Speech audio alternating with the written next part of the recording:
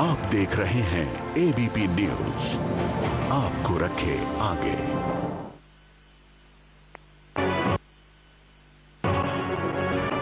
देश अगले कुछ महीनों में अपनी सरकार चुनेगा।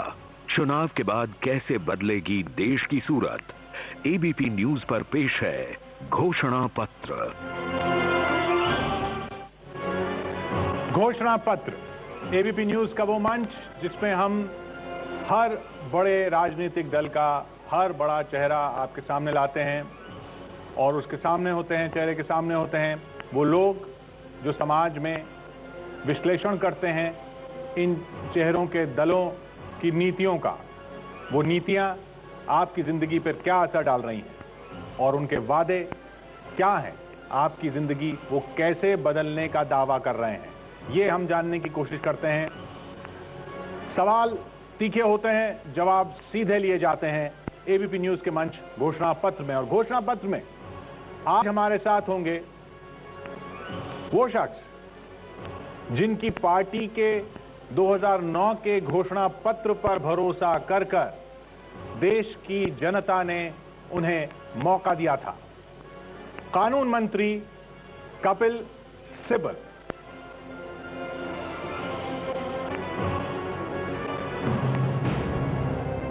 11 मई 1993 देश के इतिहास में पहली बार संसद में किसी पर मुकदमा चला था। भारत के संविधान में प्रधानमंत्री, राष्ट्रपति और न्यायमूर्तियों पर और जजों पर लोकसभा में ही महाभियोग का मुकदमा चल सकता है। चंडीगढ़ हाईकोर्ट के मुख्य न्यायाधीश वी रामास्वामी की यात्राओं, टेलीफोन बिलों और दूसरे खर्चों को लेकर मुकदमा चला था और न्यायमूर्ति के वकील थे कपिल सिब्बल। उस समय 46 साल के कपिल सिब्बल ने 5 घंटे एक के बाद एक तर्क रखते हुए पूरी संसद को खामोश कर दिया था। रामास्वामी महाभियोग से मुक्त हो गए थे। एक बड़े वकील के रूप में कपिल सिब्बल का चेहरा पूरे देश ने देखा। राजनेता और पेशे से वकील कपिल सिब्बल इस समय केंद्र सरकार में कानून और न्याय मंत्री तथा संचार एवं आईटी मंत्री हैं। कपिल सिब्बल का जन्म 9 अगस्त 1948 को पंजाब के जालंधर में हुआ था। चंडीगढ़ से शुरुआती पढ़ाई पूरी करने के बाद कपिल सिब्बल दिल्ली चले आए, जहां सेंट स्टीफेंस कॉलेज में पढ़ाई की और फिर अमेरिका के हार्वर्ड यूनिवर्सिटी से कानून की डिग्री ली। 1989 में कपिल सिब्बल भारत के एडिशनल सॉलिसिटर जनरल नियुक्त किए गए। कपिल सिब्बल 3 बार सुप्रीम कोर्ट बार एसोसिएशन के अध्यक्ष भी रह चुके हैं। राजनीति में कपिल सिब्बल पहली बार 1998 में राज्यसभा के जरिए लाए गए थे। 2004 चुनाव में कपिल सिब्बल दिल्ली के चांदनी चौक से बीजेपी की स्मृति ईरानी को हराकर पहली बार लोकसभा में चुनकर आए। सिब्बल मनमोहन सिंह सरकार में विज्ञान, तकनीकी और विज्ञान मंत्री बने। 2009 में एक बार फिर चांदनी चौक से चुनाव जीतकर मानव संसाधन विकास मंत्री बने। कांग्रेस के ताकतवर नेता के रूप में गिनती किए जाने वाले कपिल सिब्बल 2G स्पेक्ट्रम घोटाले, Vodafone tax scandal, internet censorship और स्वामी अग्निवेश के ऊपर बयान को लेकर हमेशा ही विवादों में रहे और बाद में अन्ना हजारे तथा बाबा रामदेव के आंदोलन के समय भी काफी चर्चा में रहे। कपिल सिब्बल को कविता लिखने का बेहद शौक है। उनकी कविताओं का संग्रह भी बाजार में आ चुका है। दुनिया के शायद ये अकेले कवि हैं जो अपनी कविताएं ब्लैकबेरी पर लिखते हैं। उनकी एक कविता की लाइन है, मुझे प्रेम का SMS मत भेजना क्योंकि मैं जल्दी मिटना नहीं चाहता, तुम तो मुझे इरेज कर दोगे। और हमारे बीच यहां पहुंच चुके हैं सिब्बल साहब। सिब्बल साहब से मैं गुजारिश करूंगा कि वो मंच पर आएं और हमें बताएं कि इस बार फिर क्यों आपकी पार्टी की सरकार को मौका दिया जाए। ऐसे सवालों को मैं अक्सर जवाब नहीं देता क्योंकि मतदाता का हक है किस पार्टी को उसको वोट करना है। हम तो केवल मतदाता के सामने वो बातें कह सकते हैं जो हमारी सरकार ने की और उसके बाद जनता तय करेगी किसको वोट करना है तो किसको नहीं। मैंने कभी अपनी जिंदगी में कभी क्लाइंट को नहीं कहा कि मुझे केस दे देना। अगर क्लाइंट समझता है कि मैं इस लायक हूं तो क्लाइंट खुद ब खुद मेरे पास आएगा। 2009 में जो आपने उपलब्धियां गिनाई थी 2004 से 2009 तक की, उसके बाद की कौन सी उपलब्धियां हैं? सभी उपलब्धियां, आप कोई भी आंकड़े देख लीजिए। मैं आज चैलेंज करता हूं विपक्ष को कि आप इकोनॉमी का कोई सेक्टर भी ले लो, ऊर्जा, कोयले का उत्पादन, कृषि में उत्पादन, steel production, per capita income, gross domestic product, growth rate, आप कोई आंकड़ा, मैं आपको ये बताना चाहता हूं, आप कोई आंकड़ा ले लीजिए और मैं जवाब उसका देता हूं। पर कैपिटा इनकम 2004 में इस देश में कितनी थी? 24,000। आज कितनी है? 68,000। ये भ्रष्टाचार की वजह से हुई।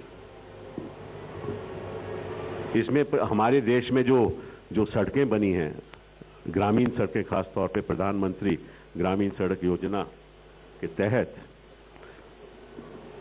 एनडीए के कार्यकाल में 1,10,000 किलोमीटर सड़क बनी।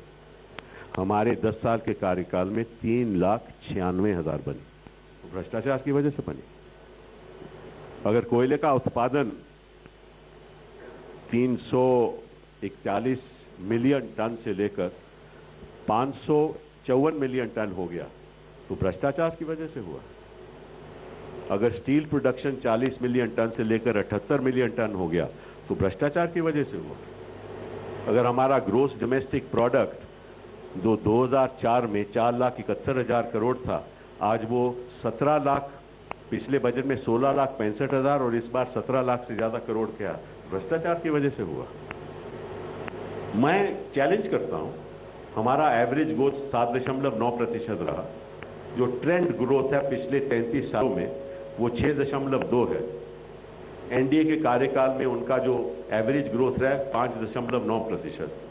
हमारा 2000 से लेकर 2009 तक 8.4% और 2009 से लेकर 2014 तक 6.4%।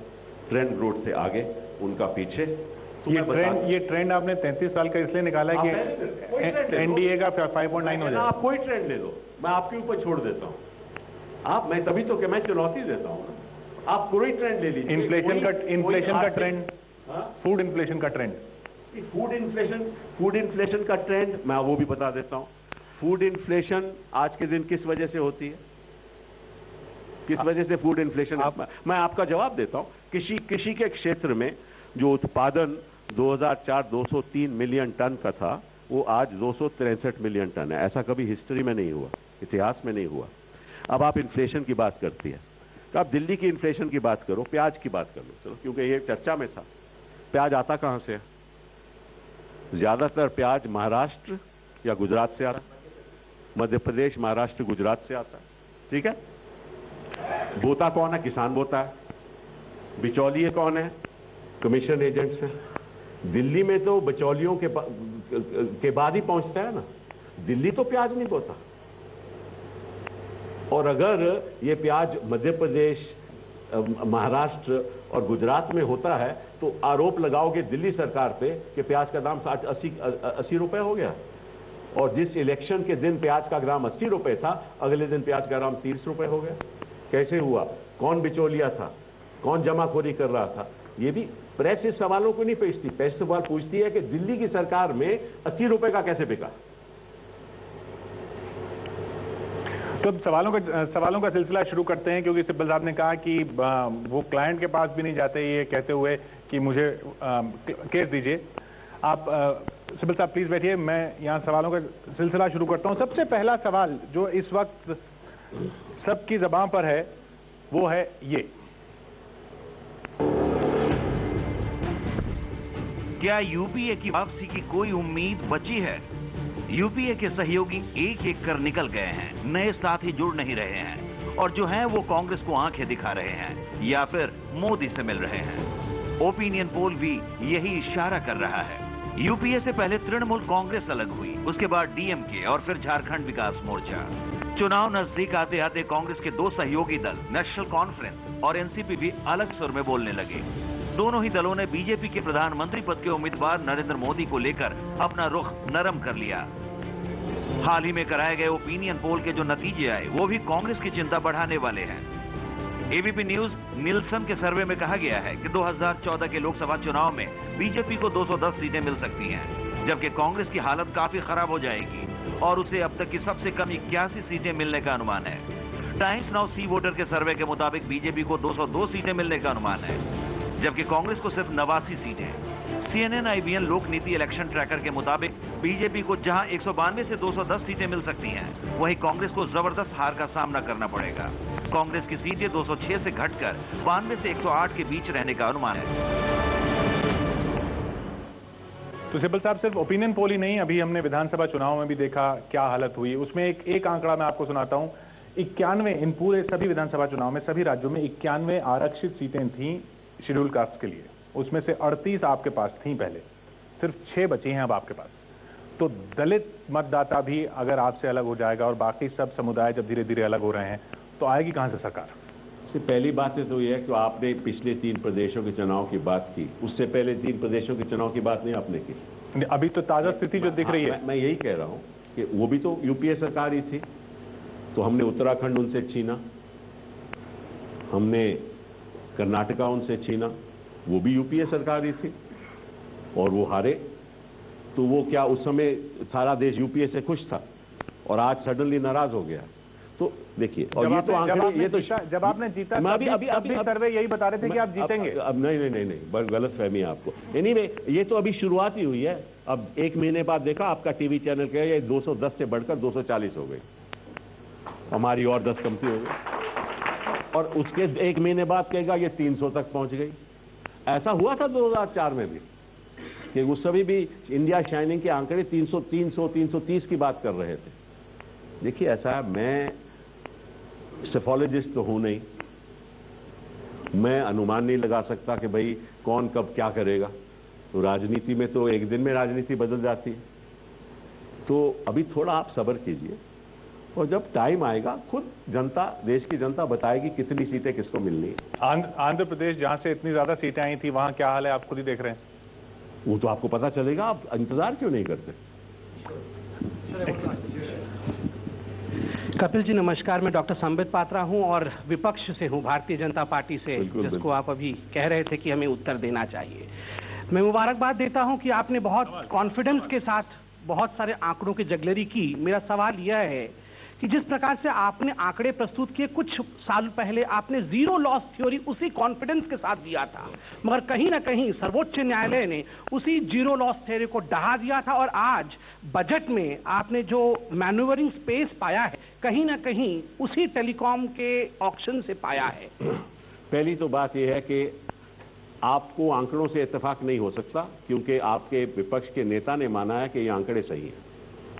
तो ये जो आप कह रहे हैं, जो आपने टिप्पणी की कि मैं कोई आंकड़ों में, ये सरकारी आंकड़े हैं, कोई प्राइवेट आंकड़े नहीं है। उस दिन मेरी डिबेट हुई थी, सीताराम येचुरी मेरे सामने थे, तो उन्होंने कहा जो आंकड़े कह रहे हैं वो सही है, लेकिन आप थोड़ा सा सब्र करोगे तो उसका भी जवाब मिल जाएगा। तो पहले मैं पहली बात का जवाब दे दूं, ये आंकड़े सही हैं, और अगर आप इन पे कुछ कहना चाहते हो तो अभी कह दीजिए, क्योंकि आपके पास इसके अलग आंकड़े नहीं हो सकते। अब आ गई जीरो लॉस की थ्योरी।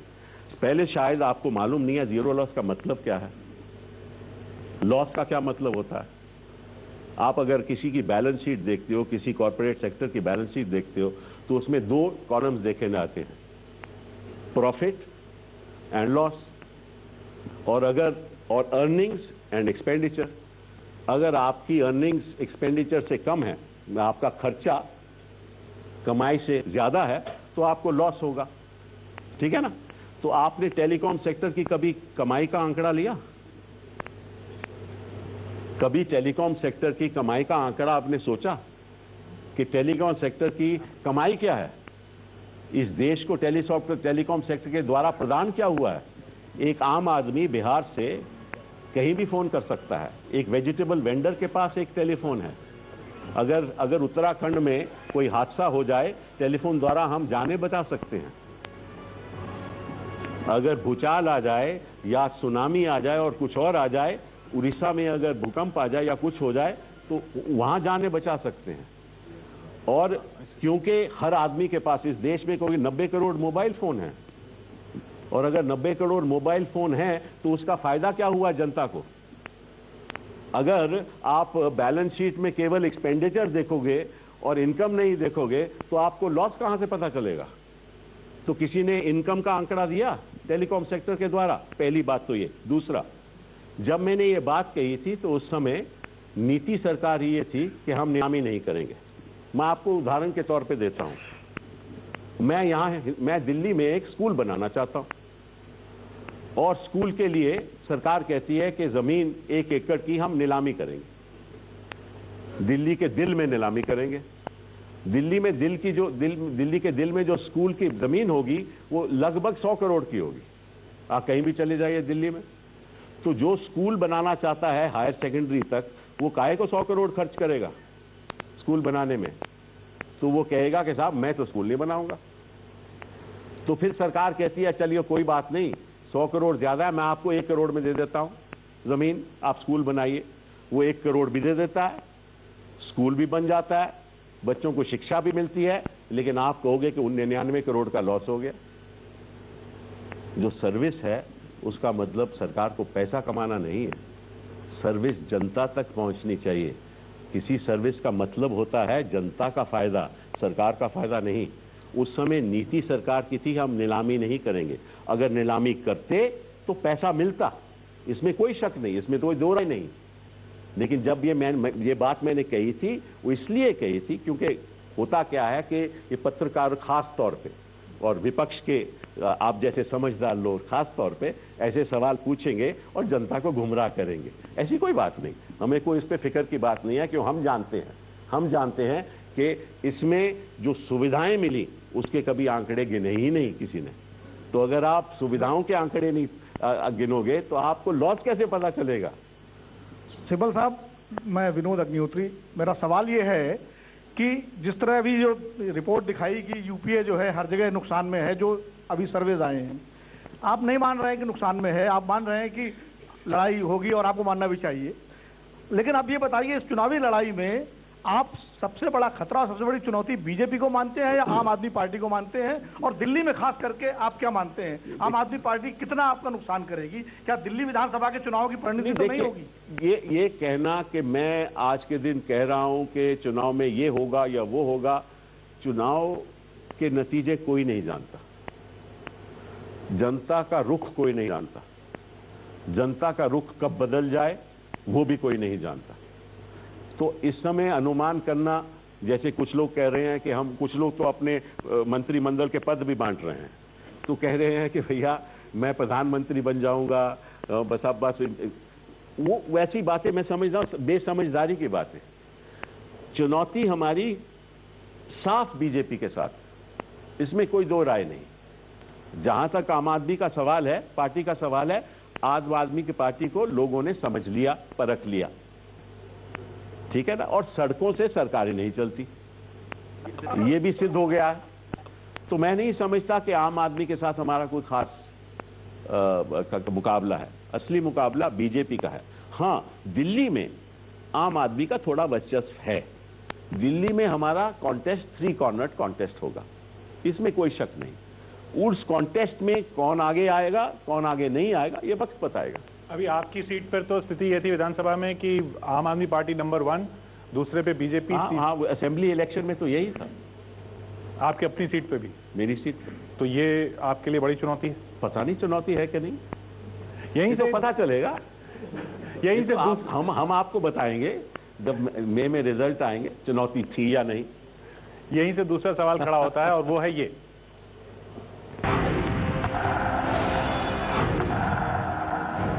क्या मोदी को रोकने के लिए केजरीवाल को बनाया? 3 साल पहले जब अन्ना दिल्ली के जंतर मंतर पर अनशन कर रहे थे, तब टीम अन्ना के एक सदस्य के रूप में केजरीवाल लोकपाल बिल के ड्राफ्ट पर चर्चा करने के लिए कांग्रेस के बड़े नेताओं के साथ बैठक में शामिल होते थे। एक एनजीओ चलाने वाले केजरीवाल सरकार के मंत्रियों से लोकपाल पर बहस करते थे। लोकपाल बिल तो तब बना नहीं, लेकिन केजरीवाल जरूर चर्चा में आ गए। केजरीवाल ने कांग्रेस सरकार का विरोध किया तो कांग्रेस ने उन्हें चुनाव में उतरने के लिए ललकारा। हम तो कहते हैं अरविंद केजरीवाल जी, आप पार्टी बनाइए, चुनाव लड़िए, केजरीवाल ने पार्टी बनाई और शीला सरकार के खिलाफ दिल्ली विधानसभा चुनाव में कूद पड़े। चुनाव से पहले बिजली पानी से लेकर महंगाई और कानून व्यवस्था हर मुद्दे पर केजरीवाल कभी सड़क पर मोर्चा निकालते तो कभी अनशन करने बैठ जाते। कांग्रेस विरोधी लहर में शीला दीक्षित अपनी सीट से लेकर सरकार तक गंवा बैठी, लेकिन 28 सीटें लेकर केजरीवाल सरकार बनाने को तैयार नहीं थे। तब भी कांग्रेस ने बिना मांगे ही केजरीवाल को समर्थन दे दिया। सवाल उठे कि क्या मोदी को रोकने के लिए कांग्रेस ने केजरीवाल को खड़ा किया? क्या चुनाव बाद केजरीवाल का समर्थन लेगी कांग्रेस? 542 पे करें, 150 सीट कांग्रेस के लिए छोड़ना चाहते हैं क्या? अगर उतारना ही है तो सब पे उतारें, क्या दिक्कत है? ऐसे भी आम आदमी पार्टी कांग्रेस की बी टीम है। और उससे भी बड़ा सवाल ये कि कांग्रेस के केजरीवाल क्या लगते हैं? अरविंद केजरीवाल आपके क्या लगते हैं? मेरे जैसे आप मेरे से क्या लगते हैं? उनको आप एक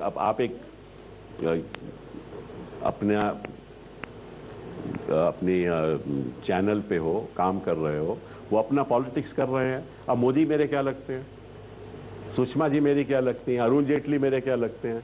जैसे वो लगते हैं वैसे केजरीवाल। आप ये मानते हैं कि कांग्रेस की नीतियों की वजह से ये आम आदमी पार्टी खड़ी हो गई?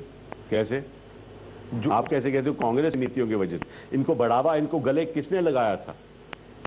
इनकी फंडिंग कौन कर रहा था उस समय जब अन्ना अनशन कर रहा था? उन पर जिस तरह से आप बताइए, कौन इनको मिलने जा रहा था और कौन डांस कर रहा था? आपको याद होगा वो चित्र भी।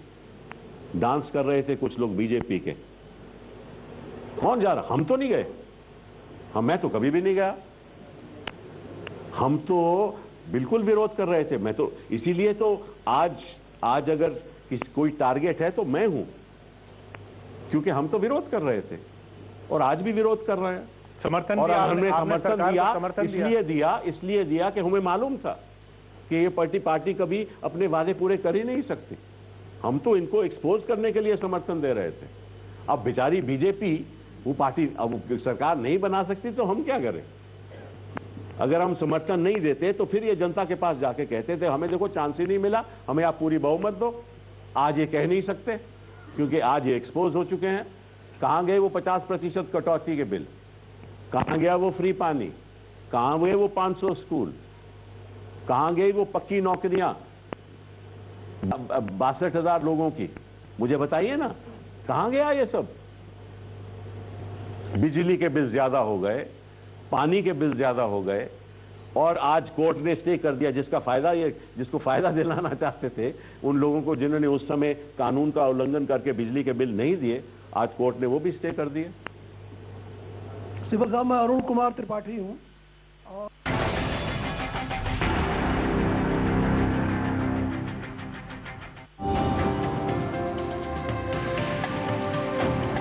आप देख रहे हैं एबीपी न्यूज, आपको रखे आगे।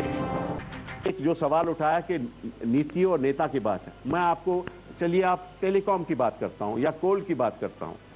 कोल आज के दिन प्राइवेटाइज नहीं हुआ। कोई भी शख्स कोल को बेच नहीं सकता, ठीक है? ये नीति की बात है।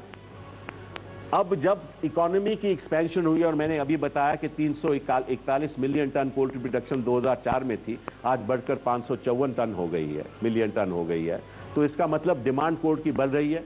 डिमांड इसलिए बढ़ रही है कि इंडस्ट्री बढ़ रही है, कारखाने ज्यादा लग रहे हैं, तो कोल इंडिया उतना कोल सप्लाई नहीं कर पा रही।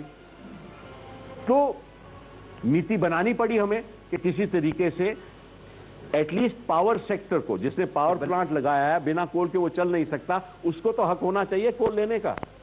या स्टील प्लांट, एक मुझे समझा, स्टील प्लांट को होना चाहिए या सीमेंट प्लांट को होना चाहिए।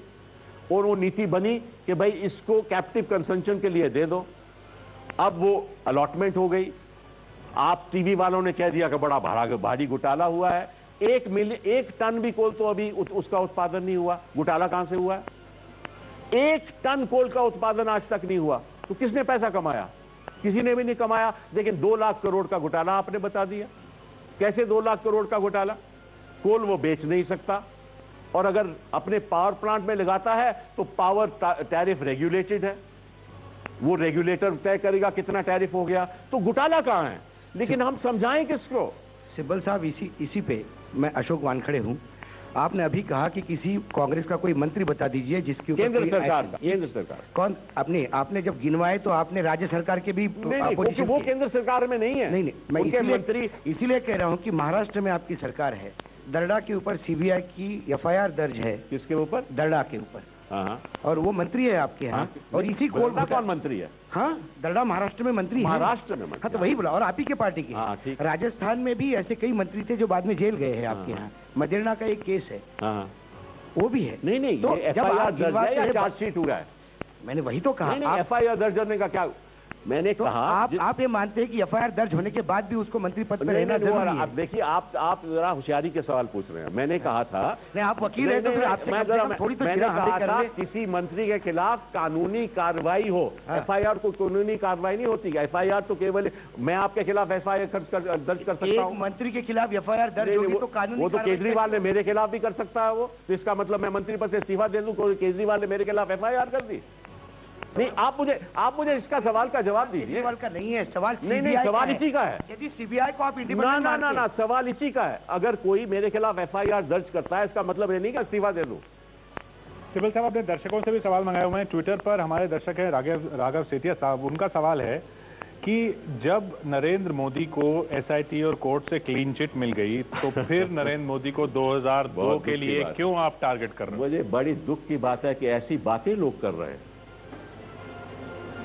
ये जो गुजरात में कांड हुए तो ट्रायल कोर्ट में तो सबको बरी कर दिया था गुजरात में। वो जो 25 पुलिस ऑफिसर जो आज के दिन जेल में हैं, वो सब बरी थे।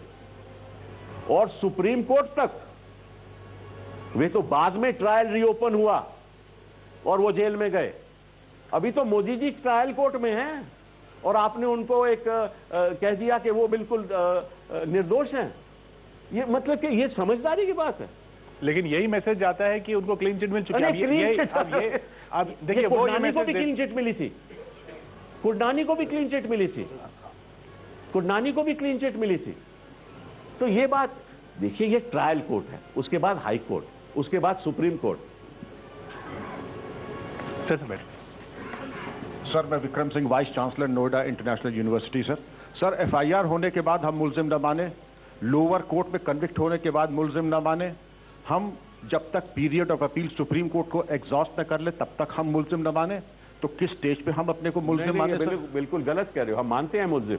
तो अगर वो सर तो हम पिक एंड चूज करते हैं। समझा, कानून की बात है, मैं समझा दूं। अगर 3 साल से ज्यादा कोई कन्विक्ट होता है, 3 साल के बाद कोई कन्विक्ट होता है, फिर वो इलेक्शन नहीं लड़ सकता। ये कानून कहता है, आज भी कहता है, पहले भी कहता रहा। तो आप गलत कह रहे हैं। केवल एफआईआर दर्ज हो वो नहीं माना जाता। चार्जशीट हो तब भी नहीं माना जाता। एक बार कन्विक्ट हो जाए और वो कन्विक्शन 3 साल, कई बार 6 महीने के भी कन्विक्शन में वो इलेक्शन नहीं लड़ सकता। Section 8 of the representation of peoples act. Sir, DG section 8 के 3 भाग हैं। यूपी के डीजी पुलिस रहे हैं सर। नहीं, ठीक है, पर इनको ज्यादा मालूम होना चाहिए। Section 8 of representation of peoples act 81, 82 and 83। एक छोटा सा पॉइंट और है सर। तो क्या हम ये पिक एंड चूज कर सकते हैं किस स्टेज पे कन्विक्शन हो जाए तो हम मुलजिम ना? पार्लियामेंट करेगा, हम नहीं कर।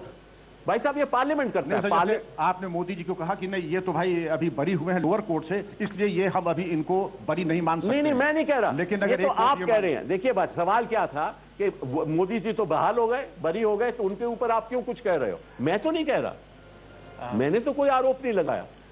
मैंने तो केवल कहा कि आप जो कह रहे हैं कि मोदी जी क्यों बरी हो गए, आप क्यों सवाल उठाते हो। मैं कहता हूं अभी तो अपील कोर्ट है, उसके बाद सुप्रीम कोर्ट है, अभी तो दिल्ली दूरस्थ है।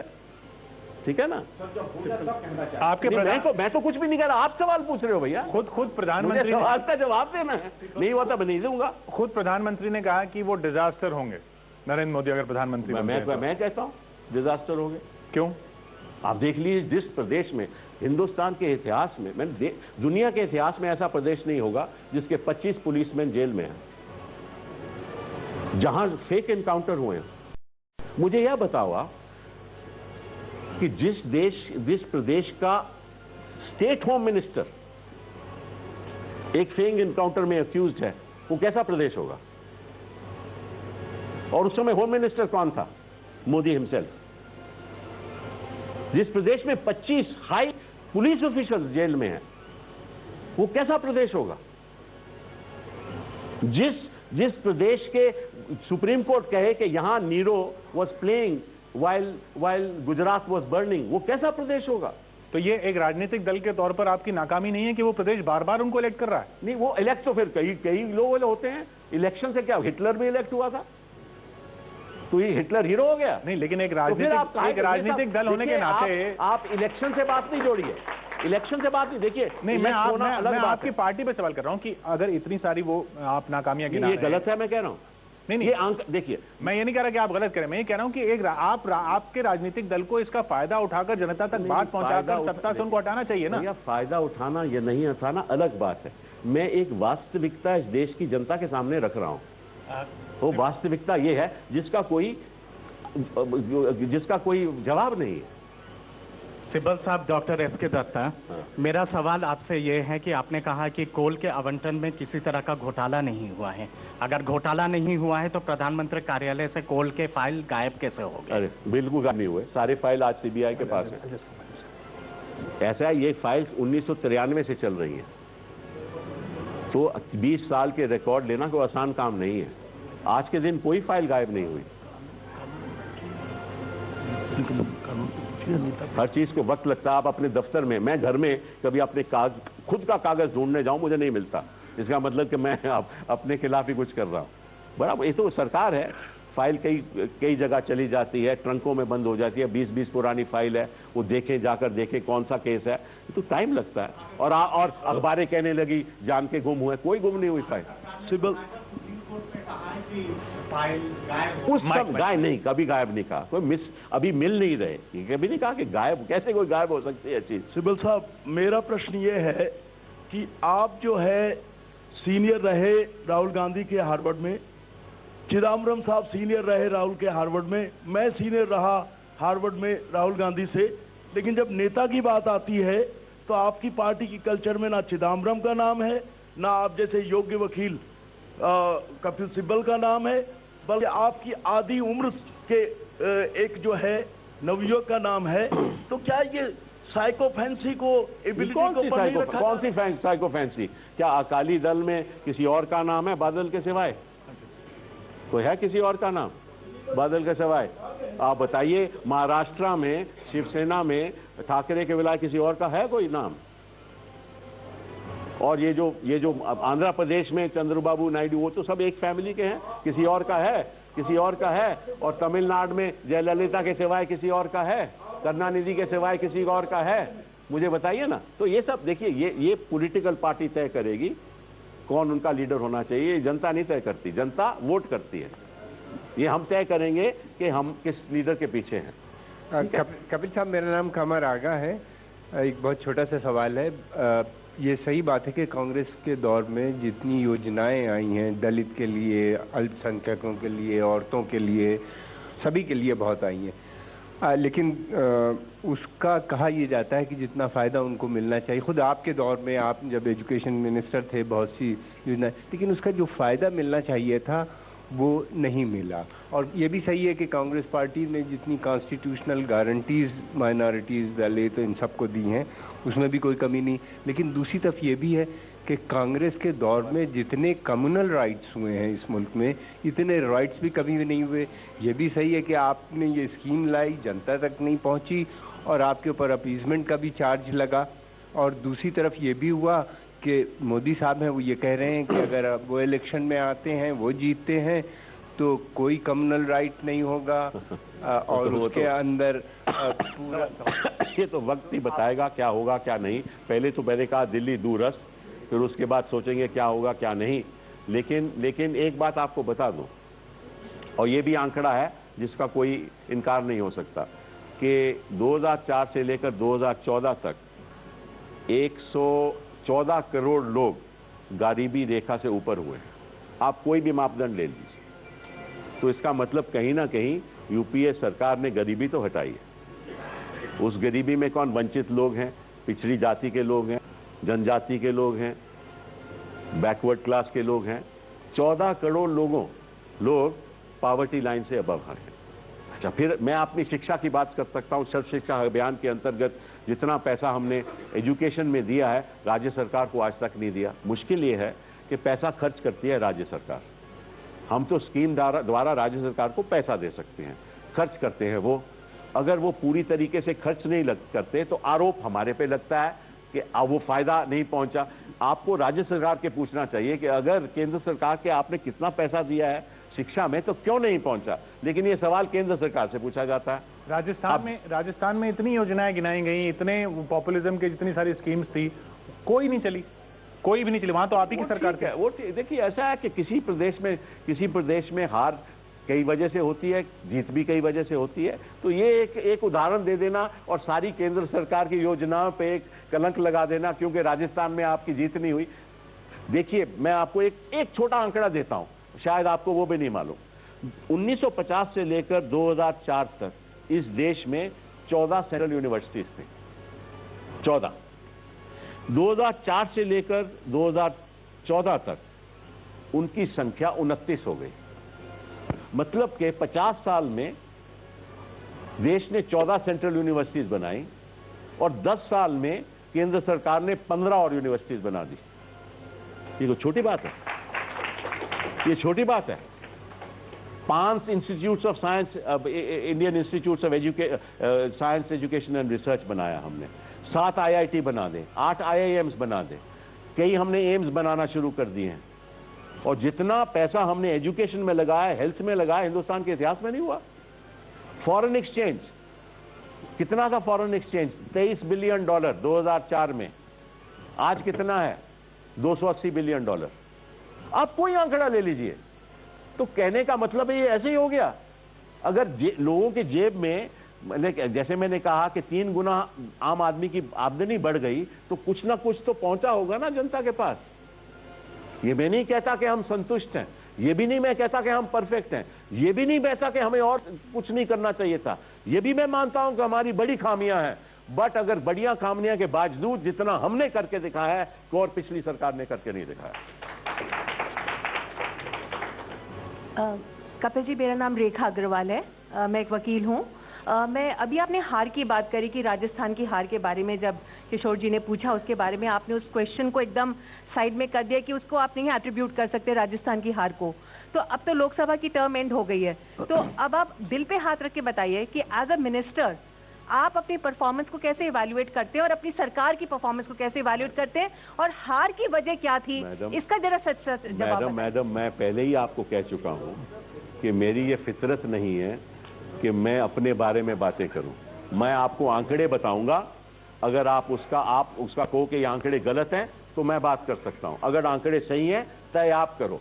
दिल पे, मेरे पे हाथ मत रखो, मुझे ना कहो कि मैं दिल पे हाथ रखो, आप अपने दिल पे हाथ रखो और अपने आप से पूछो कि कौन सी सरकार ने देश के लिए क्या किया। नहीं, पर अभी इन्होंने, इनका जो सवाल का एक दूसरा हिस्सा था कि हार की वजह क्या, ये तो आपने देखा होगा। मैं क्या बता सकता हूं? हार की वजह सैकड़ों हो सकती हैं। मैं क्या बता सकता हूं कि हार की वजह क्या है? आपकी अपनी कॉन्स्टिट्यूंसी में हार हुई, आपने उसको एनालाइज नहीं किया? नहीं, बिल्कुल एनालाइज किया है। जैसा है एनालाइज क्या किया है कि एक शख्स है, वो सड़क पे सपने बेचता है, ठीक है ना, और दूसरा शख्स है वो पोडियम से सपने बेचता है, ठीक है ना। हमने सपने नहीं बेचे, और जो गरीब आदमी है वो कहता है कि यार अगर ये कह रहा है मुझे कि मुझे इतना कुछ मिल जाएगा तो चलो इसको ही देख लेते हैं। तो हो सकता है कुछ लोग गुमराह हो जाते हैं। मेरी जिंदगी में कई ऐसे लोग आए जिन्होंने कहा कि ऐसा है यार, अगर ये तू मेरे लिए कर देगा ना तो इसको तुम्हें इतना फायदा होगा, ठीक है। अब मैं सोचता हूं मगर मेरे इतना फायदा होगा, क्यों ना इसकी बात में मान ली जाए। और आपकी जिंदगी में ऐसे लोग आए होंगे। तो होता क्या है कि 10,000 दिया, उसने कहा आपको 1 लाख बन जाएगा, और हुआ क्या कि 1 लाख तो कहीं दिखा भी नहीं और 10,000 भी गए। तो ये है केजरी साहब का हाल। सर मेरा नाम रामा कामराजू है। अभी तो आप सीधा राज्यसभा से आ रहे होंगे? जी हाँ। तो कल तो इस सेशन का लास्ट डे है। जी हाँ। और आपको पास कोई वजह है, कोई एक्सप्लेनेशन और कोई रीजन है, एक खास रीजन, जब अपन 29 स्टेट को बनाना चाह रहे हैं, ये क्या जरूरी है कि इस माहौल पे आज ही के तारीख में उसको बनाना चाहिए? अब देखो भाई साहब, ये तो आज देखिए आपने राज्यसभा में और लोकसभा में सुना होगा कि सारी मेजर पॉलिटिकल पार्टीज की मांग ये रही, आज की मांग नहीं, बरसों की मांग है कि तेलंगाना बनना चाहिए। और आज भी अगर विरोध हो रहा है, इस बात का नहीं हो रहा कि तेलंगाना नहीं बनना चाहिए। एक मिनट, ये विरोध हो रहा है कि भैया ये प्रोसेस ठीक नहीं था। ठीक है, अब एक सदन ने निर्णय ले लिया, ये पार्लियामेंट का निर्णय है, अब ये कांग्रेस पार्टी का निर्णय नहीं रहा। लोकसभा पार्लियामेंट ने पारित किया, पार्लियामेंट का निर्णय है। इसका मतलब कि सभी मेजर पॉलिटिकल पार्टीज चाहती हैं कि आज ही बने, और इसके मैं क्यों टिप्पणी करूं? अगर सब चाहते हैं कि आज ही बने और कुछ लोग बाधा डाल रहे हैं, तो पार्लियामेंट की जो मंशा है वो माननी चाहिए। Doctor पुल्लाराव, economist, Andhra Pradesh. ये सारा वॉइस वोट में किया था 5 मिनट में लोकसभा में, राज्यसभा में, ये ठीक है। आप एक बड़ा फेमस वकील है, ये ठीक सिस्टम है, सारा लोग देख रहे हैं, eyes have it, eyes have it, eyes have it, ये ठीक है। तो आपका क्या, आपके समझ में कि वो मेजॉरिटी हमारे खिलाफ? नहीं, ये सिस्टम तो ये फास्ट ट्रैक कर रहे हैं, नेक्स्ट गवर्नमेंट भी ऐसा कर सकते हैं। आपका सवाल सही होता अगर आप कहते कि majority of parliament was against it. अगर वोट चाहे वॉइस से हो चाहे बैलेट से हो, कोई फर्क नहीं पड़ता। If parliament is with you, parliament का निर्णय है, majority of parliament is with you, तो फिर वॉइस हो या नहीं हो उसका क्या मायना है?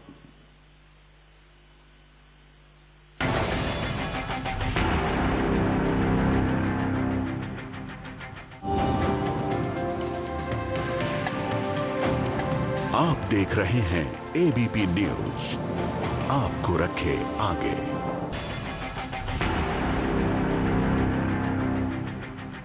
It's high time.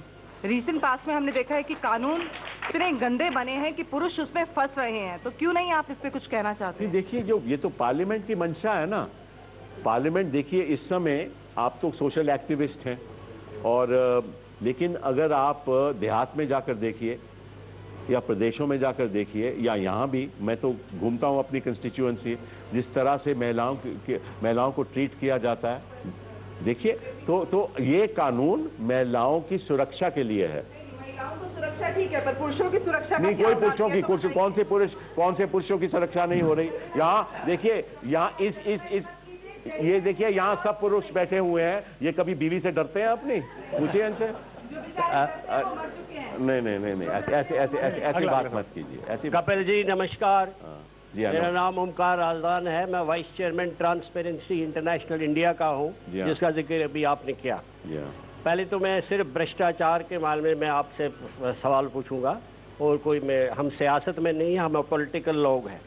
धन्यवाद आपकी उपलब्धियों के लिए, बहुत बहुत धन्यवाद। कई उपलब्धियां आपकी हैं, मगर एक आपकी मैं मदद करना चाहूंगा। आपको पता नहीं है आप इलेक्शन क्यों हारे हैं। आप इलेक्शन हारे हैं करप्शन की वजह से, उसका हमारे पास आंचलन है ना। अब मैं सिर्फ सवाल छोटे से है मेरे। एक तो आप वैसे भी वकील हैं, जुडिशियल रिफॉर्म्स के लिए हमने आपको किताब भेजी थी 2009 ट्रांसपेरेंसी इंटरनेशनल की, 400 सफ़े की, जो किताब लिखी गई है जजेस और वकीलों ने, उस किताब को भेज के आपने जवाब नहीं दिया। इस घोषणा पत्र में प्रॉमिस कर लीजिए और हर साल उसको रिव्यू कर लीजिए। पुलिस रिफॉर्म के बारे में हमने आपको बताया, वो भी घोषणा पत्र में हमें कंफर्म कर लीजिए, आप उसको इंट्रोड्यूस करेंगे। करप्शन परसेप्शन इंडेक्स होता है एक, उसमें हमारी हालत बहुत खराब है, हम 96 पोजीशन पे है। आपका सवाल क्या? Please bring it down. क्या इसको आप नीचे ला सकते हैं और हम टॉप 50 कंट्रीज में कम से कम आ सकते हैं? ये आपके बिल्कुल सही कहा आपने कि करप्शन का मुद्दा बहुत ही सीरियस मुद्दा है, और समाज को कुछ ना कुछ जरूर करना होगा और सरकार को भी करना होगा। लेकिन मैं समझता हूं कि केवल कानून लाने से करप्शन खत्म नहीं होगी। ये मेरा अपना मानना है, व्यक्तिगत मानना है। कानून किसी को दंडित तो जरूर कर सकता है, किसी को सजा तो जरूर दे सकता है, लेकिन जो करप्शन का जो मर्यादा है उसको खत्म नहीं कर सकता। मैं आपको एक उदाहरण देता हूं। एक समय था जब रेलवे टिकट आम ब्लैक में बिकती थी, ठीक है ना, क्योंकि डिमांड ज्यादा है और सप्लाई कम है। आज वो बात बंद हो गई क्योंकि हमने व्यवस्था बदल दी, तत्काल ला दिया, इंटरनेट पे बुकिंग हो जाती है। कुछ ऐसा भी टाइम था जब एयर टिकट भी ऐसे ही होता था, वो व्यवस्था भी हमने ठीक कर दी। तो करप्शन का असली मुद्दा है कि जब हम व्यवस्था में सुधार लाएंगे। मुझे याद है जब मैं एक मिनट जब मैं वकील था तो उस समय सारे जज टेनेंट के पक्ष में फैसले करते थे, क्योंकि जो टेनेंसी लॉ था वो प्रो टेनेंट था और उसमें बड़ा भ्रष्टाचार होता था, क्योंकि हर टेनेंट चाहता था कि जितना ज्यादा मैं रह सकूं अपने टेनेंटेड हाउस में उतना ही फायदा, क्योंकि हमने टेनेंट लॉ वो लॉ बदल दिया, उसमें करप्शन खत्म हो गई। तो हमें पहली बात तो यह है कि लोगों को दंडित करना है जो करप्ट है, दूसरी बात व्यवस्था को बदलना है, और तीसरी बात ये करप्शन केवल सरकार की बात नहीं है। मेरे पास अगर मेरी कंस्टिट्यूएंसी में लोग आते हैं तो कहते हैं साहब हमें एडमिशन करा दो। मैं कहता हूं कहां से एडमिशन कराऊं, बच्चे के नंबर कितने हैं? भाई नंबर तो नहीं है, मेरे एडमिशन करा दो। मेरा घर, मैं आपको और बात बताऊं, दिल्ली में जमीन इतनी महंगी है, जो बेचारे लोअर मिडिल क्लास लोग हैं जिनकी संख्या 2000, जिस फैमिली की संख्या 2080 में 5 थी वो 15 हो चुकी है या 20 हो चुकी है। अच्छा, जब फैमिली की संख्या बढ़ेगी वो कहां जाएंगे? उनके पास पैसा तो है नहीं, तो एक वरांडे के वो छत डाल देते हैं, फिर इंस्पेक्टर आ जाता है, कहता है कि साहब आपने छत गलत डाली या अनऑथराइज्ड है। वो कहता है यार तू मुझे माफ कर, मैं जाऊंगा कहां, मैं अपने बच्चे को अपनी बेटी को कहां रखूंगा, मैं तो यहीं रख सकता हूं, थोड़ा पैसा ले ला तो चले जा। तो ये आप कैसे खत्म करोगे? ये कानून से खत्म नहीं होगी। जहां डिमांड ज्यादा होगी, जहां डिमांड ज्यादा होगी, सप्लाई कम होगी, करप्शन होगी। उस डिमांड सप्लाई गैप को हमें खत्म करना है, और इसीलिए जब तक हमारी जीडीपी ग्रोथ नहीं होगी, ज्यादा कॉलेजेस नहीं बनेंगे, ज्यादा इंजीनियरिंग इंस्टीट्यूशंस नहीं बनेंगे, ज्यादा अच्छी इंस्टीट्यूशंस नहीं आएंगे, तब तक एजुकेशन में भी करप्शन रहेगी। एक ट्विटर पर हमारे दर्शक पूछ रहे हैं, रामेश्वर आंधर साहब, उनका सवाल है कि पार्टी फंड सोर्सेज अनडिस्क्लोज क्यों होते हैं, आरटीआई में क्यों नहीं आते? नहीं आते हैं। देखिए पार्टी फंड हमें डिस्क्लोज करना पड़ता है इलेक्शन कमीशन को। जो भी 20,000 से ज्यादा पैसा आता है वो इलेक्शन कमीशन को डिस्क्लोज करना पड़ता है, इनकम टैक्स को डिस्क्लोज करना पड़ता है। 20,000 केवल 20,000 से ज्यादा जो भी डोनेशन आए under the law it has to be 90% से ज्यादा या 80% से ज्यादा 20,000 से कम है? नहीं, that is not true, not true. And और दूसरी बात, सारा इनकम टैक्स को डिस्क्लोज होता है, वहां 20,000 की कोई वो बात नहीं है। सारा हमारा खर्चा जो है, जो आमदनी है, इनकम टैक्स को डिस्क्लोज होती है। ये सुभाष अग्रवाल जी हमारे साथ हैं, आरटीआई एक्टिविस्ट। मैं आप ही के लोकसभा से चांदनी चौक से आता हूँ। अच्छी बात है यार, कोई तो हमारा यहाँ का है। अच्छा देखिए, आपने सूचना का अधिकार दिया यूपीए गवर्नमेंट ने, उसके लिए हम आपका धन्यवाद करते हैं। मैंने राहुल जी का ये जो आरटीआई पे कह रहे हैं 20,000 वाला मामला सही है? नहीं, मेरी नॉलेज के अनुसार 20,000 वाला जो है सीईसी इलेक्शन कमीशन, जो इलेक्शन कमीशन को हमें देना पड़ता है, जो भी 20,000 से ज्यादा डोनेशन, पर वो सिर्फ 20% है। 80% जो है वो 20,000 से कम है। नहीं, वो तो इनकम टैक्स को बताना पड़ता है, वो तो दिक्कत नहीं है, इनकम टैक्स को बताना पड़ता है। जो हमें पता लगना है वो तो खाली इलेक्शन कमीशन से पता लगता है ना, इनकम टैक्स डिपार्टमेंट। तो आप क्यों इनकम टैक्स के डिपार्टमेंट, इनकम टैक्स अगर घोटाला हुआ तो इनकम टैक्स देखेगा, काय को इनकम टैक्स है? नहीं, जनता ये जानना चाहती है। आम आदमी पार्टी जैसे वेबसाइट पे डाल रही है। अरे आम आदमी पार्टी ने तो लोकपाल बिल भी वेबसाइट पे नहीं डाला, उनकी क्या बात करते हो? ये बात ट्रांसपेरेंसी करते हैं, एक बात, एक मिनट में, एक बात अकाउंटेबिलिटी की करते हैं। ये जो इन्होंने ड्राफ्ट के असेंबली में लगाया था, क्या वेबसाइट पे डाला था? हमें तो कहते हैं सब कुछ वेबसाइट पे डालो, अपना खुद का लोकपाल ड्राफ्ट वेबसाइट पे नहीं डाला। दूसरा, इन्होंने वेबसाइट द्वारा उसी टाइम पेश किया असेंबली में, इन्होंने अपने असेंबली मेंबर्स के साथ भी शेयर नहीं किया, और बात ये ट्रांसपेरेंसी की करते हैं। इनकी बात छोड़ो भाई। पर चंदे की बात सार्वजनिक करने में दिक्कत क्या है? नहीं, दिक्कत की बात नहीं है, या तो रोज पिटीशन फाइल होगी कि ये कहां से आया, ये कहां से आएगा। अगर बंदा चंदा देना ही बंद हो जाएगा, वो बोलेगा कि तूने अच्छा इस पार्टी को चंदा दिया, मैं तुझे दिखाता हूं, इनकम टैक्स नोटिस दे देंगे, एक्साइज नोटिस दे देंगे। आप सोचिए इसके, देखिए इसके कॉन्सिक्वेंसेस सोचिए। एक आदमी है वो तीनों पार्टी को देता है।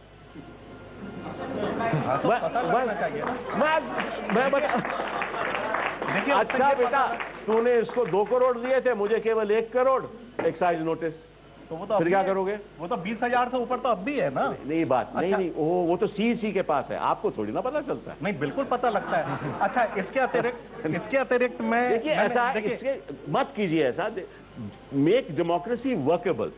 ये बात सही है कि पब्लिक फंडिंग द्वारा इलेक्शन होनी चाहिए, ये बात सही है कि पैसे का दुरुपयोग होता है, ये बात सही है कि भ्रष्टाचार पॉलिटिकल पार्टीज में है, ये बात सही है कि सारी पार्टीज में है, और इसका हमें कुछ ना कुछ करना होगा। लेकिन इसका सोल्यूशन ये नहीं है। तो ये बात भी सही है कि सारी पार्टीज में है, इसीलिए तो एक पार्टी खड़ी हो जाती है और कहती है देखिए सब एक जैसे हैं। वो खुद नहीं बताती कि उनको फॉरेन फंड्स कहां से आ रहे हैं। मेरी बात दूसरी, खुद नहीं बताती फॉरेन फंड्स कहां से आते हैं। मैं आपसे कुछ और पूछ रहा था कपिल जी, मेरी बात दूसरी है। राहुल जी ने अपने इंटरव्यू में कहा था कि पॉलिटिकल पार्टीज इसलिए आरटीआई एक्ट में हम आना तो चाहिए पर पहले जुडिशरी आनी चाहिए, पर जुडिशरी तो पहले आरटीआई एक्ट में है। अरे नहीं। और फिर एक बात और है कि पॉलिटिकल पार्टीज अगर आरटीआई एक्ट में नहीं आने चाहती तो वो अपनी सारी सुविधाएं गवर्नमेंट लैंड और सब ये I don't agree with you at all. मैं वजह बताता हूं। देखिए, political party the RTI act के संबंध में केवल पब्लिक अथॉरिटी की जवाबदेही है। A political party is not a public authority. और मैं आपको कानून की बात कैसे बताऊं। पब्लिक अथॉरिटी वो होती है जिसके कोई अधिकार हो। पॉलिटिकल पार्टी का कोई अधिकार नहीं। वो किसी को नौकरी नहीं दे सकते, किसी को कुछ नहीं कर सकते। पॉलिटिकल पार्टी एक इनफॉर्मल ऑर्गेनाइजेशन होती है, वॉलंटरी इनफॉर्मल ऑर्गेनाइजेशन। उसको आप पब्लिक अथॉरिटी नहीं कह सकते। आप कहते हैं कि उसको लैंड मिला है, लैंड तो आपको भी मिला है, इंस्टीट्यूशनल रेट सब्सिडाइज रेट में मिला है, हर अस्पताल को मिला है, हर इंडस्ट्री को मिला है। अगर टैरिफ कंसेशन मिले हैं, एक्साइज कमीशन मिले हैं, तो सबको आप आरटीआई में डालो। नहीं आते ना भैया, नहीं है ना आरटीआई में। प्राइवेट सेक्टर कोई आरटीआई में नहीं है क्योंकि वो पब्लिक अथॉरिटी नहीं है। तो एनीवे ये बहस कोर्ट में करेंगे किसी दिन। सर मैं मोहन बाबू अग्रवाल एडवोकेट हूँ। विद ड्यू रिगार्ड्स में एक क्वेश्चन है मेरा और एक सजेशन है। प्लीज। क्वेश्चन मेरा ये है कि शुरू से आते ही एक सबसे बड़ी यहाँ बात हुई है, सबसे पहली कोल की बहुत ज्यादा बात हुई, कोल करप्शन पर। तो मेरी जानकारी के अनुसार यूपीए गवर्नमेंट में 2 कोल सेक्रेटरीज रहे और दोनों कोल सेक्रेटरीज ने पीएमओ को ये लेटर लिखा कि ये कोल ब्लॉक्स अलॉट नहीं होकर ये ऑक्शन होने चाहिए। क्या ये बात सही है? दूसरा मेरा एक सजेशन ये है, क्योंकि मैं एक एडवोकेट हूं और ये सवाल मेरा ये पहला तो ये हो गया कि दोनों कोल सेक्रेटरीज ने क्या पीएमओ को लेटर लिखे कि ये कोल ब्लॉक्स ऑक्शन होने चाहिए, इनको अलॉट नहीं होना चाहिए। नहीं, पीएमओ ने खुद कहा, प्राइम मिनिस्टर ने खुद कहा कि ज्यादा ट्रांसपेरेंट प्रोसेस होना चाहिए। सर एक सजेशन है मेरा एडवोकेट्स के लिए, इसमें किसी भी गवर्नमेंट ने एडवोकेट्स के लिए कोई भी घोषणा, क्योंकि आज ये घोषणा पत्र है, मैं इसके माध्यम से कहना चाहता हूँ कि किसी भी गवर्नमेंट ने पूरे हिंदुस्तान में किसी एडवोकेट्स के लिए कोई काम नहीं किया, क्योंकि इसमें एडवोकेट्स के लिए ना तो कोई जॉब गारंटी है ना पैसे की गारंटी है। आप बहुत बड़े वकील हैं लेकिन आपको ये परेशानी नहीं होगी, लेकिन और जो देश में एडवोकेट है 10-12 लाख, उनके लिए कोई भी काम नहीं होता, ना उनकी फैसिलिटीज के लिए कोई गवर्नमेंट सोचती है, कोई भी गवर्नमेंट। ये मेरी 2 बातें हैं। नहीं, पहली बात तो ये है कि ये कहना कि कोई काम नहीं होता ये गलत है। कोई एडवोकेट्स को चेंबर्स मिलते हैं, सुप्रीम कोर्ट के कितनी तादाद में चेंबर मिले हैं, हाई कोर्ट में मिले हैं, वो सुविधाएं मिलती हैं, ऐसी बात नहीं है। बाकी ये बात सही है कि ये क्योंकि प्राइवेट ऑर्गेनाइजेशन है ना, हम तो प्राइवेट आदमी, हमको सरकारी तो है नहीं। हमने इंजीनियर्स को भी नहीं दिया, हमने डॉक्टर्स को भी नहीं दिया, हमने चार्टर्ड अकाउंटेंट्स को भी नहीं दिया। तो एडवोकेट्स तो खास कोई ट्राइब के नहीं है ना कि केवल एडवोकेट्स को मिलेगा और बाकियों को नहीं मिलेगा। प्राइवेट सेक्टर में देखिए, कोऑपरेटिव सोसाइटी में एडवोकेट्स को लैंड मिले हुए हैं, वहां उन्होंने कोऑपरेटिव सोसाइटी में फ्लैट बनाए हुए हैं, चेंबर्स मिले हुए हैं सब्सिडाइज रेट में, कई चीजें दी गई हैं। मैंने बड़ी प्रयास किया जब मैं एचआरडी मंत्री था कि मैं एडवोकेट्स के लिए एक इंश्योरेंस स्कीम दूं, लेकिन अनफॉर्चुनेटली वो प्रीमियम इतना है तो एडवोकेट देने को तैयार नहीं है। तो कुछ ना कुछ आपको भी आगे बढ़ना पड़ेगा ना, हर चीज तो प्राइवेट सेक्टर को फ्री नहीं मिलती। ट्विटर पर एक सवाल है सिब्बल साहब, जयदीप नवादिया साहब लिखते हैं कि आप लोकसभा 2014 कहां से लड़ेंगे? यहां से, चांदनी चौक से। अगर पार्टी की टिकट देगी तो, मुझे ऐसा तो लगता है कि शायद देगी,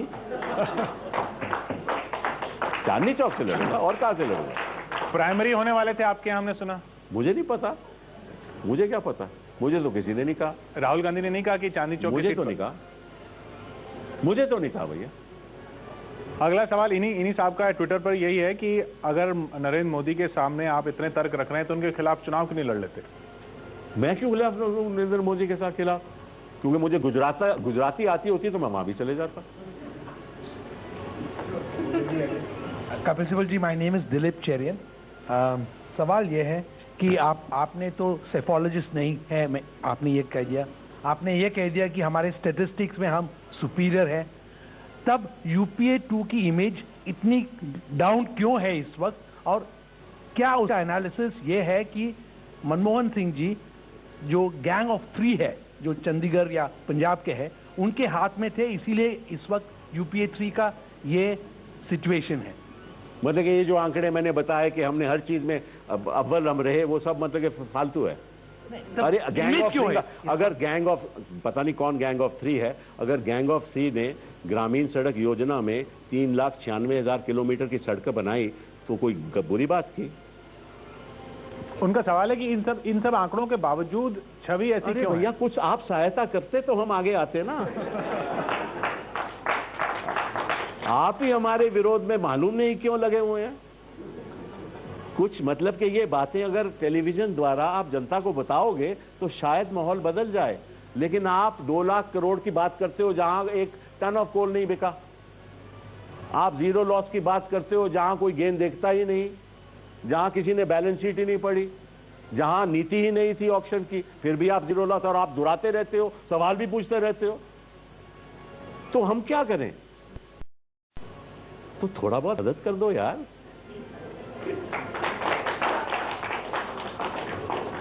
कपिल साहब, मेरा नाम अश्विनी तनेजा है, मैं प्रोफेशन से चार्टर्ड अकाउंटेंट और टैक्स लॉयर हूं। मैं एक उस समस्या की बात करना चाहता हूं जो एक खास आदमी की समस्या हो करती थी और अब एक आम आदमी की भी समस्या बन गई है। इनकम टैक्स का जो टोटल एडमिनिस्ट्रेशन है हमारे देश में, चाहे वो पॉलिसी फ्रेमवर्क है, चाहे उसकी इम्प्लीमेंटेशन है, खास आदमी से लेकर आम आदमी आज इससे जूझ रहा है। आपकी चाहे पॉलिसी फ्रेमवर्क लीजिए, 10 साल आप सरकार में रहे, आप वोडाफोन का केस ले लीजिए, इससे हमारा फॉरेन डायरेक्ट इन्वेस्टमेंट हर्ट हो सकता है। आप आज एक आम आदमी भी अगर इनकम टैक्स की जहां बात आती है तो it sends spine in the शिवर्स in the spine. सवाल सही बात। मेरा सवाल यह है कि आज हर बार जब भी कोई सरकार आती है वो बात करती है कि साहब हम सिंप्लीफिकेशन करेंगे, रैशनलाइजेशन करेंगे। सिर्फ वो इस तरह की बातें करने की बजाय एक ठोस बात क्या हम कर सकते हैं कि अगर कोई टैक्स ऑफिसर गलत काम करता है तो उसको भी अकाउंटेबल होल्ड किया जा सकता है। क्योंकि आज आप अगर एक मान लीजिए आप एक 10 लाख पर इनकम रिटर्न भरते हैं, इनकम टैक्स ऑफिसर चाहे तो उसको 10 करोड़ की बना सकता है। आप कुछ नहीं करने वाले उसके। हाँ, एसएससी का क्या होगा, उस टैक्स पेयर का क्या होगा कि वो सुप्रीम कोर्ट तक लड़ेगा और फिर भी शायद उसे रिलीफ मिलेगा उसके बाद, लेकिन उसकी जिंदगी उसमें लग जाएगी। तो मेरा सवाल यह है कि क्या कोई अकाउंटेबिलिटी आप ला सकते हैं? बड़े अच्छे वकील हैं आप, मैं आपको बताऊं, मैं आपको थोड़ा जवाब देता हूं। इस देश में 46,000 लोग हैं जिनकी इनकम टैक्स रिटर्न 1 करोड़ से ज्यादा है। 46,000 लोग, और इस देश की संख्या क्या है? 120 करोड़। और केवल 46,000 लोग, 1% लोग हिंदुस्तान में या 1 या 2% इनकम टैक्स देते हैं, बाकी देते ही नहीं। तो बिल्कुल ठीक बात है आपकी कि आप आलोचना कर सकते हो कि भाई इनकम टैक्स अफसर बड़ा क्रूअल होता है, बड़ा पीछे लग जाता है, लेकिन आप उस मतदाता की, उस इंसान की बात करो, उस सिटीजन की बात करो जो टैक्स देता ही नहीं। कभी ये सोचा आपने कि इस देश में लोग टैक्स क्यों नहीं देते? आपने आलोचना तो कर दी। आप भ्रष्टाचार की बात करते हैं ना साहब, ये मुझे बताइए कि ये भ्रष्ट बात नहीं है कि इस देश में ज्यादातर संख्या के लोग टैक्स ही नहीं देते? मैं देखिए, मैं तो इससे बड़ा वाकिफ हूं। आपको मैं अगर उदाहरण देने लग, नहीं मैकेनिज्म कौन मैडम, हम कहीं किसी रेड में करें, हम किसी को रेड करें तो अखबारों में हेडलाइन आ जाती है, government is prosecuting people. I understand that. I understand. हम डायरेक्ट टैक्स कोड इसीलिए ला रहे हैं। अनफॉर्चुनेटली बीजेपी ने साथ नहीं दिया, डायरेक्ट कोड लागू कर दिया होता। 1 अप्रैल 2010 कोड, आपके डायरेक्ट टैक्स कोड इसीलिए जो आपने सवाल किया, पिछले घोषणा पत्र में लिखा है 1 अप्रैल 2010 से लागू हो जाएगा। कैसे होगा जब बीजेपी साथ नहीं देगी? कैसे होगा लागू? वो जो आपने सवाल किया उसकी बात, उसका जवाब ये है कि जब हम साधारण करना चाहते हैं तो विपक्ष साथ नहीं देता। और जहां तक आम आदमी का सवाल है उसकी शक्ल मैंने आपको बता दी। जी अश्विनी जी, अगला सवाल 99% तो इनवॉलंटरी नॉन कंप्लायंस करते हैं। अश्विनी जी छोड़िए ना, आप छोड़िए। अश्विनी जी, असलियत आपको भी मालूम है भाई साहब, आप तो वकील रहे हैं, आपके एसएससीज आपके पास आ तो कितनी इनकम डिस्क्लोज होती है, मैं आपको जरा हॉल के बाहर पूछूंगा। तुम माने तो सही आपके दोनों तरफ की बातें। Thank you. दोनों तरफ की बातें हैं जी, प्लीज दोनों तरफ को ठीक होना चाहिए। मैं रशीद किदवाई टेलीग्राफ न्यूज़पेपर से हूं। मैं आपसे पूछना चाहता हूं कि देश के कानून मंत्री के नाते आपको कैसा महसूस होता है कि भूतपूर्व प्रधानमंत्री राजीव गांधी की हत्या में जो न्याय की प्रक्रिया थी उसमें उसको न्याय नहीं मिला, और राहुल गांधी कह रहे हैं कि अगर भूतपूर्व प्रधानमंत्री के साथ ये हो सकता है तो आम आदमी के लिए क्या होगा? तो न्याय के टर्म में आप क्या दे रहे हैं? क्या आपको ऐसी शर्मनाक स्थिति नहीं लगती है? नहीं, इसके बारे में मैं क्या बात बताऊं। सुप्रीम कोर्ट का निर्णय है, हम समझते हैं वो निर्णय गलत है। हमने रिव्यू पिटीशन डाल रखी है। अब इस रिव्यू में क्या होगा क्या नहीं होगा वो तय सुप्रीम कोर्ट करेगी। कानून मंत्री होते के नाते मुझे सही नहीं लगता कि मैं इस पर कोई टिप्पणी करूं। केवल अपनी असहमति बता सकता हूं कि मैं इस निर्णय के खिलाफ हूं। सुप्रीम कोर्ट सही इसलिए है क्योंकि ये फाइनल है। सुप्रीम कोर्ट इसलिए सही नहीं है क्योंकि ये सही है। कपिल जी, मैं निर्मल पाठक बोल रहा हूँ। Yes sir. Yes sir, Gujarat में एक महिला की जासूसी के मामले में स्नूप गेट कांड जो हुआ था उसको लेकर आपने एक कमीशन बैठाने की बात की थी, और 2 महीने हो गए हैं कैबिनेट को। जरा पार्लियामेंट खत्म होने दो, उसका भी नाम आपको पता ये हुए। आपने कहा था कर रहे हैं। नहीं, उस समय कैबिनेट ने कहा था कि 3 महीने में इस कमीशन रिपोर्ट दे देगा। नहीं, 3 महीने की नियुक्ति के बाद 3 महीने। तो ये क्या कोई जज इसके लिए तैयार नहीं? हाँ, तैयार है। मैंने कहा ना पार्लियामेंट खत्म हो जाए, मंडे ट्यूसडे को आपको खबर मिल जाएगी। एक सवाल और है सर। जी हाँ। ये आपके बारे में ये परसेप्शन है कि आप बहुत ही एरोगेंट किस्म के नेता हैं। अच्छा। और अब अब आम आदमी पार्टी ने आपकी कॉन्स्टिट्यूंसी में आशुतोष को वहाँ अपना कैंडिडेट बनाया। जी हाँ। तो इससे आपको कुछ रिलीफ मिल रही है? क्या मिलती है? कुछ रिलीफ महसूस कर रहे हैं इससे? क्या मिलती है? कुछ आप रिलीफ महसूस कर रहे हैं क्या इससे? देखिए, आशुतोष के बारे में परसेप्शन है कि वो आपसे भी ज्यादा एरोगेंट है। किसी के बारे में ऐसी बात नहीं करनी चाहिए। आप मेरे पास मेरे घर आइए किसी दिन, कितना एरोगेंट हूं मैं कितना नहीं हूं आपको पता चल जाएगा। और अगर आपने थोड़ी जानकारी की होती मेरे बारे में तो शायद ये सवाल भी नहीं पूछते।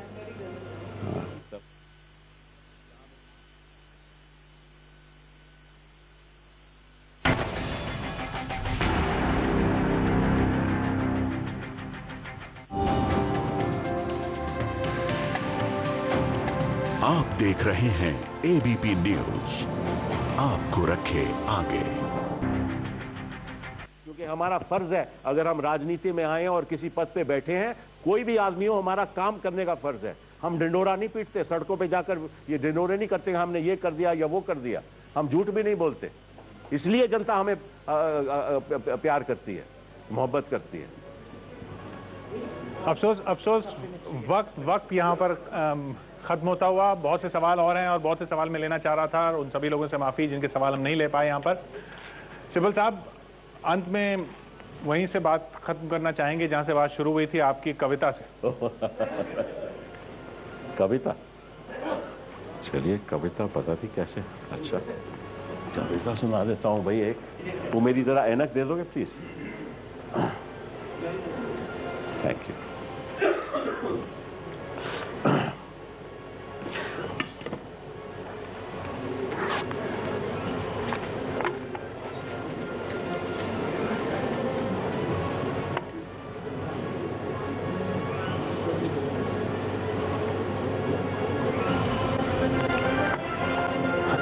ये कविता एक साधारण आदमी को सामने रखते हुए मैंने लिखी। आम आदमी? आम आदमी, गरीब आदमी जो रोज मंदिर जाता है, रोज गुरुद्वारा जाता है, रोज मस्जिद जाता है, खुदा से दुआ करता है कि भाई मुझे भी कुछ दे दे, मेरे भी कुछ हक है, और खुदा नहीं देता, अक्सर नहीं देता। बेचारा सड़कों पे पड़ा रहता है, उसको स्वच्छ पानी पीने को नहीं मिलता। उसके मन में क्या बीत रही है जब वो भगवान के पास जाता है, उसके संदर्भ में ये कविता है। हक मेरे दिला तू मुझको खुदा तू, हक मेरे दिला तू मुझको खुदा तू, नहीं तो बता तू करेगा फिर क्या तू। हक मेरे दिला तू मुझको खुदा तू, नहीं तो बता तू करेगा फिर क्या तू। बाशिंदों से तेरे उकता चुका, बाशिंदों से तेरे उकता चुका हूं, दिलासे तेरे अक्सर सुन चुका हूं। बाशिंदों से तेरे उकता चुका हूं, दिलासे तेरे अक्सर सुन चुका हूं। द्वार तेरे आकर मैं कब से खड़ा हूं, द्वार तेरे आकर मैं कब से खड़ा हूं। इल्तिजा करते करते मैं थक गया, इल्तिजा करते करते मैं थक गया हूं। हक मेरे दिला तू मुझको खुदा, तू नहीं तो बता तू करेगा फिर क्या। तो जंग मेरी लड़ेगा फिर पता चलेगा, जंग मेरी लड़ेगा फिर पता चलेगा। बिन पैसे क्या कोई हुक्म मान लेगा, बिन पैसे क्या कोई हुक्म मान लेगा। तेरे यहां भी तो पैसे हैं चलते, तेरे यहां भी तो पैसे हैं चलते। कहते हैं उनको ही तोहफे हैं मिलते, तेरे यहां भी तो पैसे हैं चलते। कहते हैं उनको ही तोहफे हैं मिलते। अगर तू इस खेल में ऐसे करेगा, हमारे लिए क्या बिन पैसे लड़ेगा।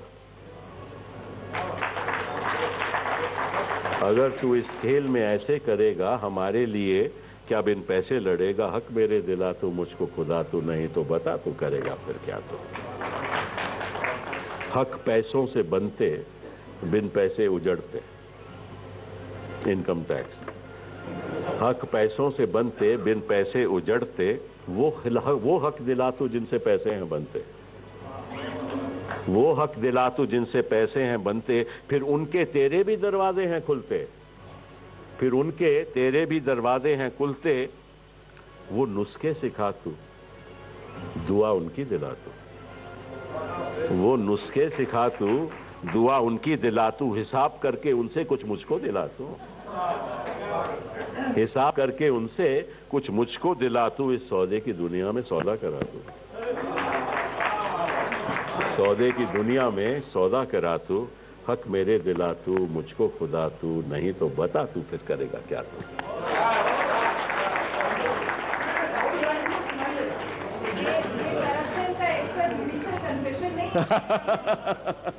ये एक आम आदमी की मन की जो पीड़ा है कि एक आम गरीब आदमी को इस देश में आज तक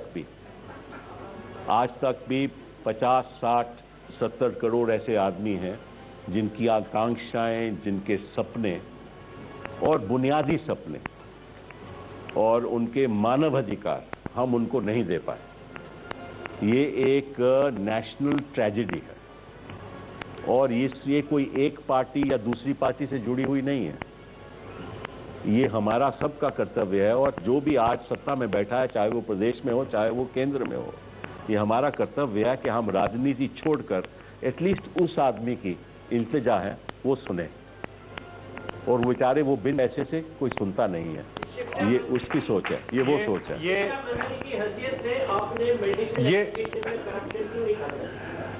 सवाल शिक्षा मेडिकल एजुकेशन शिक्षा मंत्री के अंतर्गत आती ही नहीं। वक्त क्या कार्यक्रम का खत्म होता है। मैं माफी चाहूंगा उन लोगों से जिनके सवाल नहीं ले पाए। के अंतर्गत आती है, शिक्षा मंत्री के अंदर नहीं आती।